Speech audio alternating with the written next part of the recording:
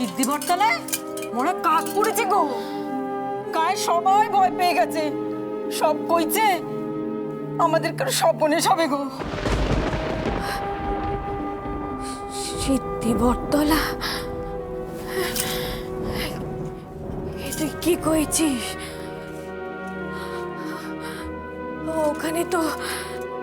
ওখানে তো সাধু সন্তরা বসে, সেখানে মরা কাক। হে ভোলানাথ, তুমি কিসের ইঙ্গিত দিচ্ছ? তুমি কিসের ইঙ্গিত দিচ্ছ? মা,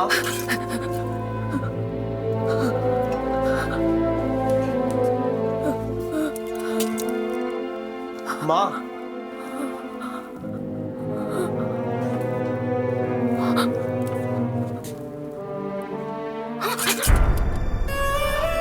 কি হয়েছে তোমার? এমন ভয় পেয়ে আছো কেন?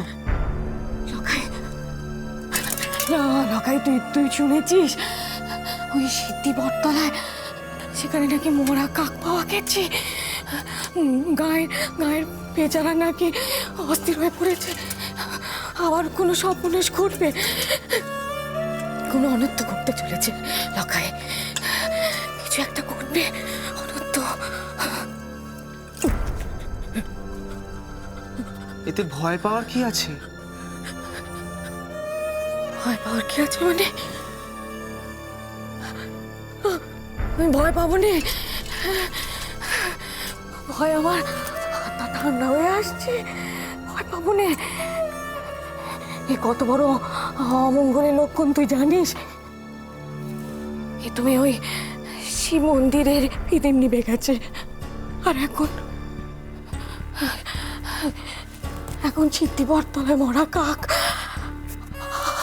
ভোলানাথ, নিশ্চয়ই কোনো অনর্থ ঘটবে। লকাই, আগে পুরোহিতরা বলতেন দেশের রাজার অনাচারেই নাকি এমন অনর্থ ঘটে। তার মানে রাজ্যে যে অমঙ্গল ঘটছে সব আমার জন্য?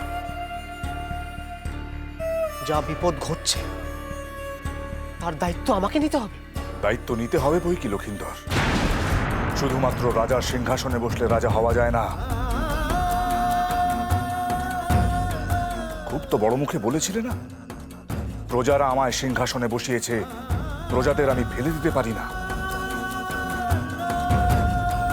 এখন প্রজাদের দায়িত্ব নিতে অস্বীকার করলে হবে না। এ রাজ্যে যদি কোনো অমঙ্গল ঘটে তার দায়ভার তোমার। লকাই, উনি ঠিকই বলছেন, ওনার কথা শোন।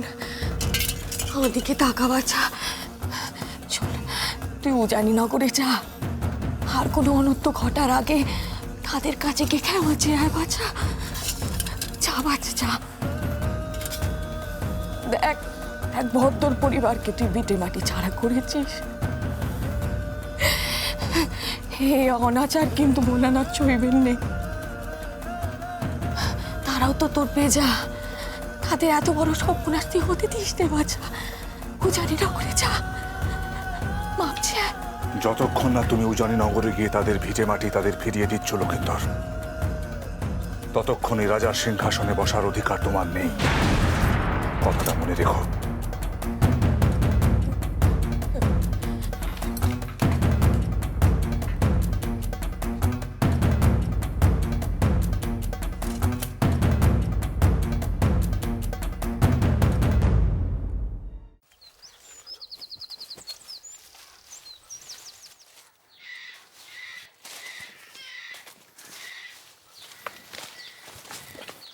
হুজুরের কি লাগলো?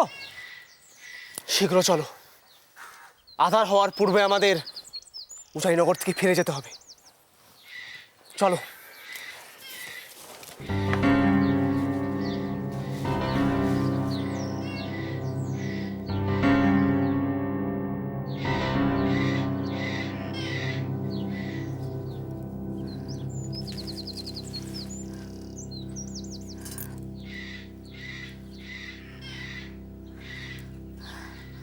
ও দিদি, আর তো চলতে পারছি না গো, একটু জিরিয়ে নেব। বৌদিদি, আর তো কিছুটা পথ, একটু কষ্ট করো। দাদারা থাকলে তো আর আমাদের এত কষ্ট করতে হতো না, তেনারাই সব কাজ করে দিতেন। কি করবে বলো, বাণিজ্যের আশায় তেনারা সব আশেপাশের গায়ে গেছে। চলো একটু কষ্ট করে চলো।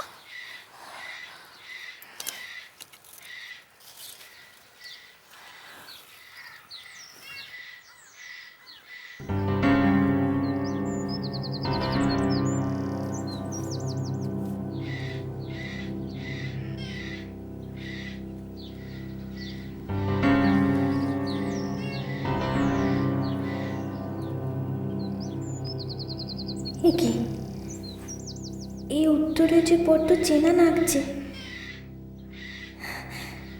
এই যে তেনার এখানে এলো কি করে? তবে কি সত্যি তিনি এসেছেন? পরের স্বপন কখনো মিছে হয়নি, ঠাকুর তো সেই কথাই কইল। তিনি তো আজ ভোরে আমার স্বপনে এসেছিলেন।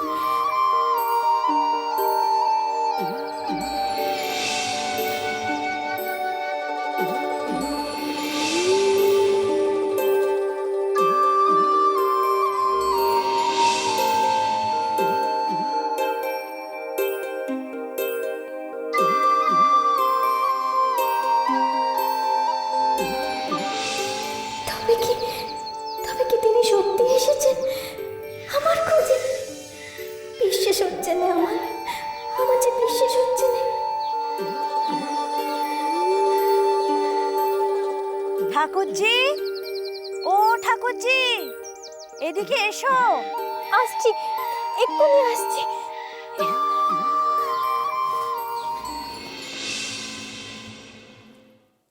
না, এ ভিটেতে আমি কিছুতেই থাকবো না। সে রাজামশাই আদেশ হোক আর যাই হোক, বিবেক যন্ত্রণায় মরে গেলুম।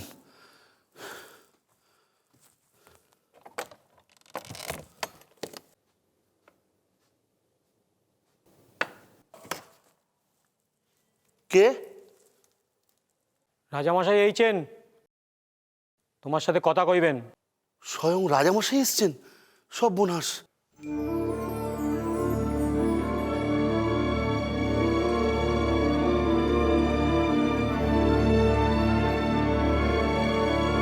পেন্নাময়ী হুজুর, আপনি স্বয়ং এতটা পথ কষ্ট করে এলেন কেন হুজুর? আমাকে সংবাদ দিলেই তো আমি আপনার কাছে পৌঁছে যেতুম, সব খবরাখবর আপনাকে দিতুম। মনে হচ্ছে এই ভিড়ে তুমি ত্যাগ করছিলে। না হুজুর, আপনার আদেশ অমান্য করার দুঃসাহস কোন প্রজার আছে? আমি দুদিনের জন্য একটু ভিনগাঁয়ে যাচ্ছিলাম, কুটুম বাড়ি। সাহেবেনেরা সব কোথায়? তাদের ডাকো, কথা আছে। এ কি কথা কইছেন হুজুর? তেনারা এখানে থাকবেন কি করে? কেন?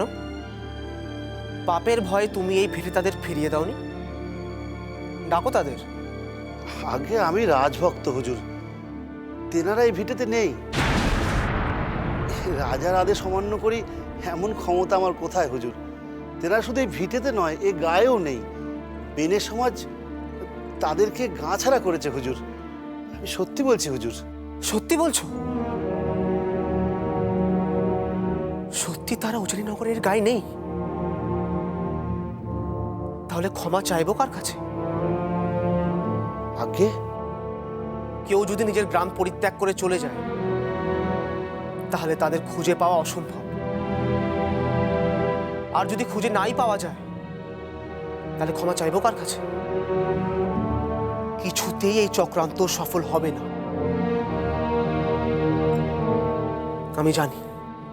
আমি জানি ভোলা মহেশ্বরের আশীর্বাদ আছে আমার। আমি কোনো ভুল করিনি। তোমার যথাযথ শাস্তির জন্য প্রস্তুত হও মদন। আমাকে একা শাস্তি দিলে সুবিচার হবে না প্রভু। আমাকে আরো একজন সহায়তা করেছিলেন। কি? কার এত বড় স্পর্ধা? স্বয়ং দেবী পার্বতী।